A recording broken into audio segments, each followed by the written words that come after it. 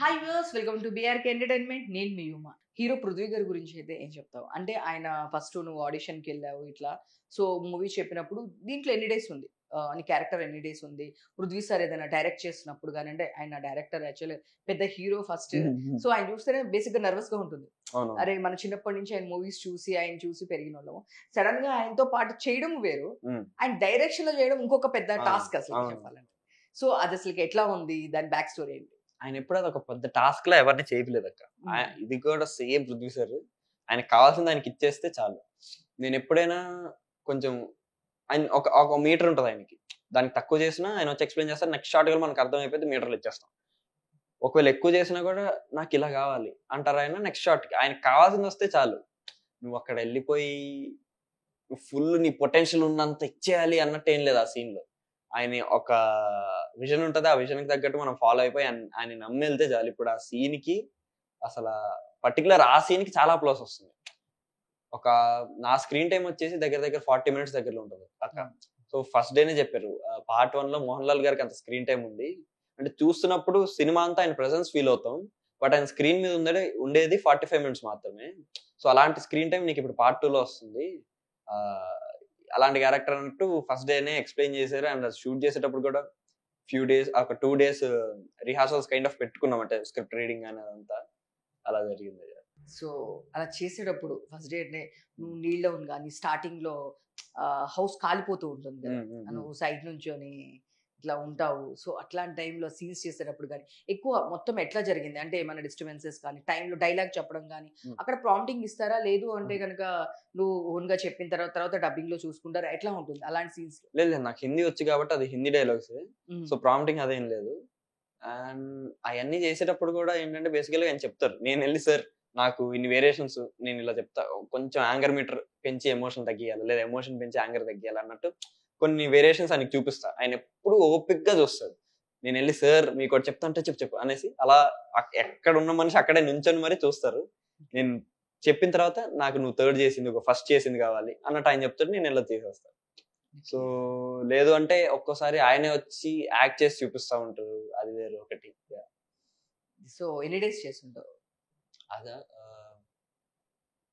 15-20 days చేస్తుంటారు. 15-20 days. Okay.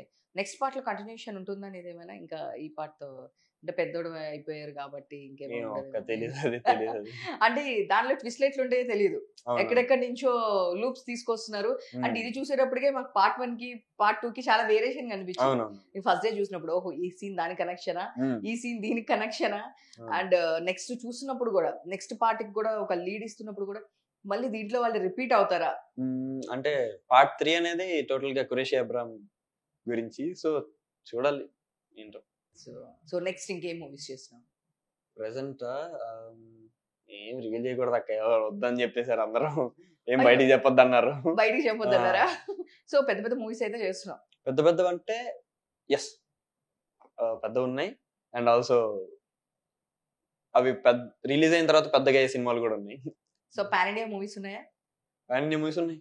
Yes, అదే అంటున్నాడు. మ్యాక్స్ నువ్వు స్టార్టింగ్ పాన్ ఇండియా మూవీస్ నుంచి స్టార్ట్ చేసేసావు నీ కెరియర్. ఇంకా డెఫినెట్ గా ఆ స్కేల్లోనే ఉంటాయి కాబట్టి డెఫినెట్ గా ప్యారలర్ గా వేరే మూవీస్ చేసినా కూడా ఆ మూవీస్ 1-2 సైన్ చేసి ఉంటాయి, బట్ అప్పుడే నేమ్స్ అవి రివీల్ చేయకూడదు. అవును అంతే.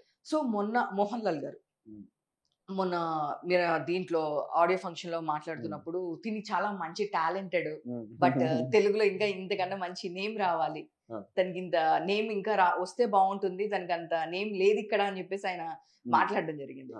సో ఆయనతో నీ ఫస్ట్ ఎట్లా మాట్లాడినప్పుడు కలిసినప్పుడు ఎట్లుండేది, రియాక్షన్ ఎట్లుండేది? ఆయన నిన్ను ఎలా, ఐ మీన్ నువ్వు బాగా చేస్తావు అని చెప్పేవాళ్ళ, బాండింగ్ ఎలా ఉండేది మీ ఇద్దరికి?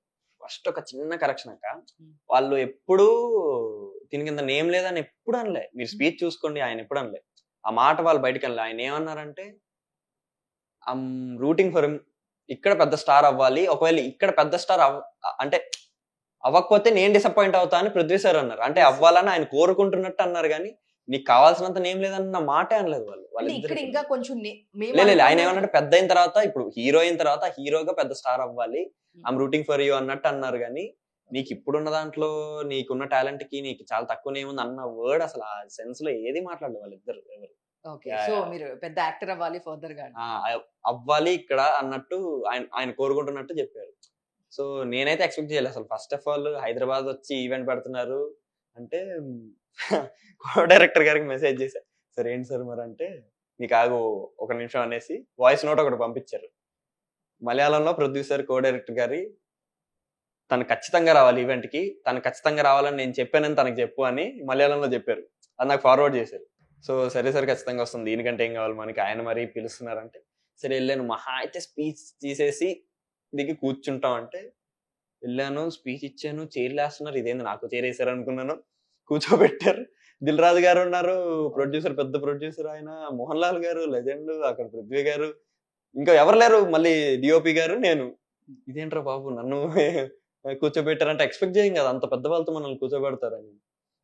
అదొకటి. మళ్ళా ఆ ప్రొడ్యూసర్ ఆయన స్పీచ్ చెప్తూ ఫ్లోలో ఆగి నా కోసం ఇంత టైం కేటాయించి ఒక బ్యాక్ స్టోరీ చెప్పి దీని కోసం ఐమ్ రూటింగ్ ఫర్ హిమ్ అన్నట్టు చెప్పి, ఆ తర్వాత మోహన్ లాల్ గారు కూడా చాలా చెప్తూ this boy created magic on screen అనడం కానీ, సో అది అసలు ఎక్స్పెక్ట్ చేయలే. ఆ తర్వాత కట్ చేస్తే ఏంటంటే సుమాకతో ఒక ఇంటర్వ్యూ, నేను ఎందుకో రమ్మన్నారు వాళ్ళున్న హోటల్కి, ఎందుకో తెలియదు, సరే అనేసి వెళ్ళా.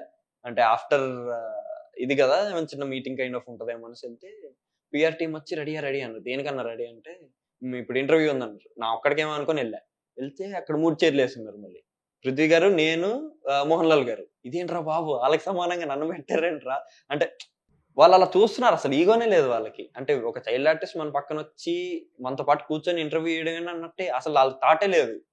సో అలాంటి ఒక క్రేజీ మూమెంట్ అసలు.